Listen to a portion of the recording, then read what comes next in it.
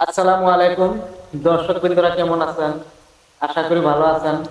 আলহামদুলিল্লাহ, আল্লাহর দয়া ও মেহেরবানিতে আমরাও ভালো আছি। এ ভাই একটা গজল বলবে, তার কণ্ঠ নাকি বহুত সুন্দর। আপনারা শুনে যান একটা গজল।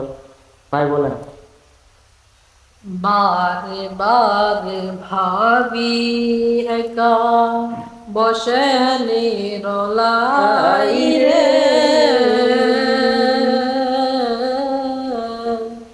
পাখি হলে উড়ে যেতাম সোনার মদিনায় রে, সোনার মদিনায় রে।